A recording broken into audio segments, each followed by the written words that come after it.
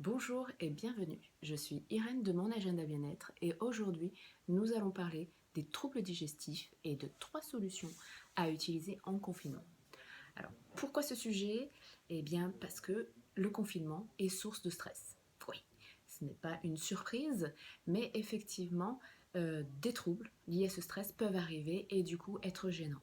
Avec en plus la problématique de pouvoir se déplacer et de se servir en pharmacie. Donc d'où cette démarche de vous proposer 3 solutions que vous allez pouvoir tester seul à la maison et qui vous servira aussi dans votre boîte à outils pour le futur. Donc ces solutions sont des solutions d'auto-soin, c'est-à-dire que vous allez les appliquer vous-même et qui vont pouvoir en fait permettre de réduire votre stress. Alors, comme on l'a vu, le stress lors du confinement apparaît. Alors, ou s'accentue pour des personnes qui sont déjà un petit peu stressées de nature, mais autrement qui peut s'aggraver avec ce contexte. Alors, pourquoi? Parce qu'effectivement, l'enfermement, le fait de limiter sa liberté peut générer de la nervosité, mais il y a aussi des facteurs aggravants au fait d'être enfermé, qui sont en fait l'ennui qui peut apparaître. On le rappelle, mais l'ennui peut être aussi quelque chose qui permet de stimuler la créativité, mais ça c'est un autre sujet. Et effectivement la peur pour ses enfants. Effectivement, la peur que son enfant soit malade, finalement s'inquiéter finalement pour lui, est effectivement un facteur aggravant. Alors, une étude a été faite, une synthèse a été faite sur The Lancet, une revue scientifique qui regroupe plusieurs études et qui en vient à la conclusion qu'effectivement, plus la durée du confinement va augmenter, si elle dépasse 10 jours, et bien plus le niveau de stress peut être présent et effectivement être source d'un stress post-traumatique. Donc du coup, il faut absolument s'armer de solutions pour réduire ce stress et effectivement, du coup, cela pourra aider les troubles digestifs. Alors, quels sont les troubles digestifs les plus souvent présents lors d'un stress important? Alors, petite parenthèse, il faut savoir que ces troubles digestifs sont les motifs les plus courants pour une consultation chez un gastro-entérologue, mais également des conseils demandés en officine. Donc vous n'êtes pas, si vous souffrez de troubles digestifs, vous n'êtes pas un cas isolé. Et effectivement, c'est une problématique assez courante. Mais voilà, les solutions non médicamenteuses sont peut-être un peu moins mises en avant. Et effectivement, dans ce contexte, ça peut être des pistes, effectivement, à tester. Voilà.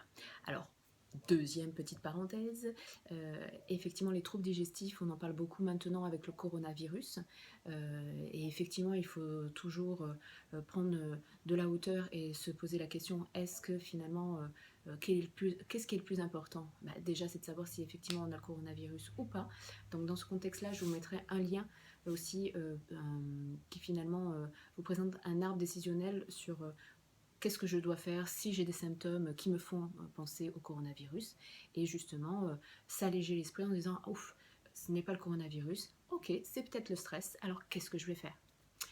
Donc, parenthèse terminée sur le corona, et revenons sur nos troubles digestifs. Nos troubles digestifs, les plus courants sont l'aérophagie, le ballonnement, le fait d'avoir le ventre gonflé, des gastrites, avoir une sensation d'acidité, les RGO, les reflux gastro-œsophagiens, des remontées acides par l'œsophage. Il y aura aussi tout ce qui est la diarrhée ou la constipation, les nausées, vomissements également. Et vous avez aussi tout ce qui est colopathie, le syndrome de l'intestin irrité. Maintenant, je vous propose de passer aux 3 solutions à tester lors du confinement pour réduire ces troubles. La première technique à tester est l'automassage.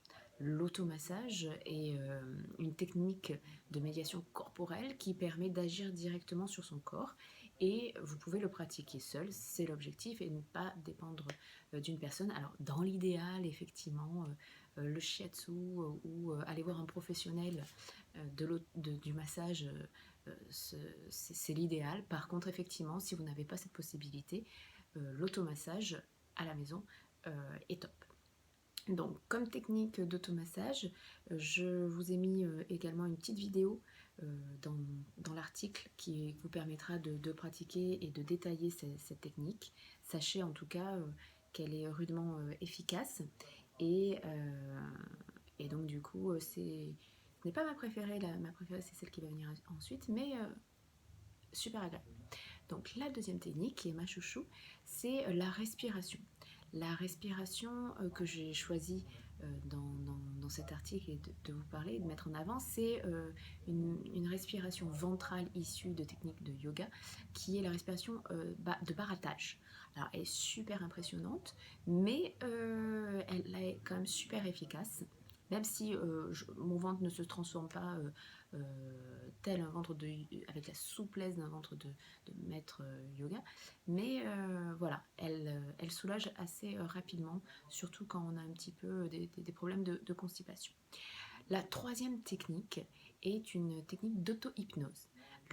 L'auto-hypnose, enfin l'hypnose et l'auto-hypnose est utilisée depuis très longtemps et a montré son efficacité dans tout ce qui était gestion de la douleur. Vous verrez aussi sur cet article une petite carte un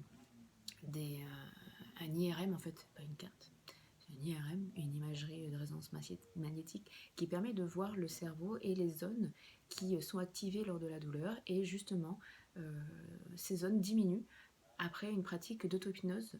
Donc c'est scientifique, c'est prouvé, ça marche très bien.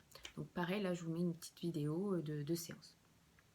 Alors j'espère que cette vidéo vous aura plu et surtout vous aura permis d'avoir des astuces à tester soi-même à la maison pour prendre soin de soi.